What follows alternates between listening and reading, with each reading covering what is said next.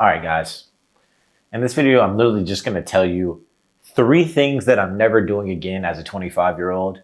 I graduated college in 2022 from UNC Charlotte, and I'll be honest, these are 3 things that I'm literally never doing again. First on the list, getting a car loan. Okay, now, I know what you're saying. I know what you're saying. You're going to be like, oh, but my car doesn't work. Oh, I need a reliable car. You can find a reliable car on Facebook Marketplace, bro. At an auction, for crying out loud. There's plenty of places that you can find a used car and be totally fine. It doesn't take you getting into like 20,000, 30,000, 40,000, God forbid, $60,000 plus in debt over a car. A mode of transportation. Please do not get a freaking car payment. Look, I love my car, trust, okay? I love my Honda Civic EXL. But I wish I had more disposable income, I'll be honest. I wish I had that extra $400 in my pocket every month. It would have been nice. Back when I had my '06 Honda Accord, it had quite a few problems, I'll be honest. It had quite a few problems, but man, I had that extra $400 to deal with those problems, and it didn't have as many problems when I first got it. So you just got to start saving up for that next car when you have your current car. So when your current car goes, you actually have something to fall back on. You can go out and get another car. You can just pay it in cash and be done. Okay? So dude, especially fresh out of college, do not go out and get a car payment. I promise you, you will thank yourself later for not having a car payment versus having a car payment. And I get it. People want to have nice cars. They want to have like a big luxury vehicle. They want to have a BMW. Look, I myself really want a Type R, but I can't stomach being in $60,000 worth of debt over a Type R. It's just not worth it to me. It's just totally not worth it to me. So I would just never do that again. Once I pay off my current car, that's the last car payment that I will be getting in probably ever. Honestly, I'm just going to save up, either buy salvage cars from auction and just fix them because I'll have that extra income to like fix them and do whatever I need. Or I just, hopefully, it's not going to happen, but I could just use my car until the end of time and I'll never have to buy a new car. But I know that's not going to happen. They're meant to die over time. They're just going to deteriorate. So the odds of me keeping my current car for, who knows, over like 25, 30 years, super unlikely. So yeah, just do not get a car payment. I promise you, you will thank yourself later when you have that extra money in your pocket. Do not do that. Next one on the list, bro. Luxury apartments. I'm not gonna lie, luxury apartments might be the biggest scam of all time. They might be the biggest scam of all time. All I need in my apartment right now, as I get older, I realize I don't really need much. I need a place to sleep, a place to have my setup, my 3D printers, be able to do things like solo projects, stream maybe. As long as I have a place to sleep and a place to do that, and obviously, a nice kitchen to cook, I don't need all these extra luxury features that like most people aren't going to use. Because once you get into a luxury apartment, they're charging you like it's luxury, okay? My rent's like $2,600 a month, okay? And I already discussed with my girlfriend that we're probably not doing that again, okay? We want to save, maybe build some equity in a house or something. It's not worth paying over an exuberant amount of money for basic necessities.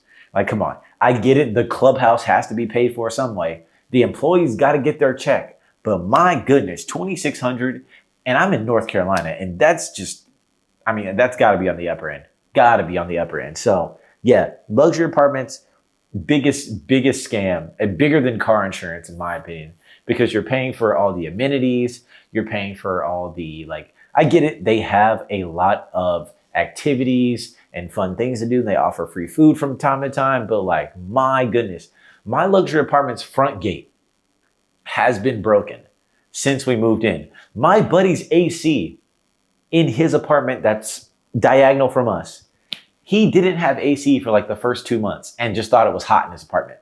And then when it got cold about a month ago, it was cold in his place. He was like, it says it's at 70, but I keep raising it. I'm trying to get some heat in here. It didn't even have heat. These apartments are all the same, just with a fancy name, okay? Some of them have island countertops. Some of them don't have island countertops. I'm not telling you to live in the slums. That's not what I'm saying. I'm not saying go out here and live in a dump for $20 a week just because it's cheap. Obviously, get something that suits you, but you don't have to pay crazy amounts in rent to enjoy your rent. Okay? As long as it has good internet and it's not infested with bugs or rodents or something like that, you're totally good. You don't have to get a super expensive apartment. And I get it. People like to have all these nice amenities, like the place to look nice and all this fun stuff. Bro, it's really, you don't have to get all that. You don't have to get all that. And I'm realizing that now. I'm realizing that I, low-key should have got a cheaper apartment. Now, I love my apartment, but if I can save an extra couple $100, have it in my pocket, I can go out and do maybe a little bit more traveling than I already do now. A couple of other things. Do a bunch of other stuff, buy a new printer, do stuff like that. Like there's just, money is more important than having a luxury apartment. Having savings, being able to invest and do all this other stuff, that's more important than spending most of your money on housing. So that's the second one. First, it was getting a car loan. Second was luxury apartments. For the last one, I'm never begging somebody to be with me again, okay? From a relationship standpoint. If somebody doesn't want to be, if someone doesn't want to be with me, okay, who am I to beg them to stay, okay? One of my past girlfriends from like high school, I remember I was like madly in love with her. I thought we were going to be together forever. I'm like, and then one day she's just like, look, I don't want to be together anymore. I'm like, why? Like, I'm thinking like, what's wrong with me? You know what I mean? Like, what did I do wrong? But sometimes it's not even about that. People just grow apart over time sometimes. Okay, hopefully me and my girl never grow apart. Okay, we're growing together for all I care. But you can't beg someone to be with you. If they don't want to be with you, there's nothing you can do or say to convince them. And if you do, I quote unquote convince them to stay with you, then they're not even doing it for the right reasons. They're just doing it to spare your feelings. They're doing it so you're not upset. They're not really doing what's best for them. And sometimes what's best for them isn't what's best for you. And that's when you guys just kind of grow apart. And I didn't really know that when I was in high school. You always think your first love, or not even your first love, but your first girlfriend's going to be your forever girlfriend. And that's just, the odds of that happening are super slim. It's super duper slim. So honestly, bro, you just got to go with the flow, man. That's a story for another video, but I wouldn't even recommend getting into a relationship in high school, man. Just work on your grades, get into an Ivy League school. And if you don't want to go to college, obviously don't go to college, but that's a whole nother story for another time. I'm just saying you can't beg people to be in your life or be with you from a relationship standpoint, because people are going to do what's best for them. And sometimes that's not what's best for you. And so, you know what they say, man, holding on hurts more than letting go. Okay. You ever try to hold on to a rope and tug of war? You know how easy it is to just let it go and just let it be, versus trying to hold on and your hands getting ripped and all this other stuff, your hands bruised. No, bro, you just got to let it be what it is, man.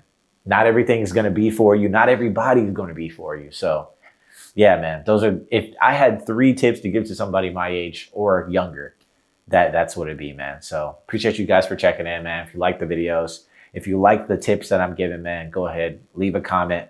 Let me know if any of these things, if you've done any of these things in the comments, and let me know, man. And yeah, like, subscribe, comment. I'm gonna see you guys in the next one. Peace.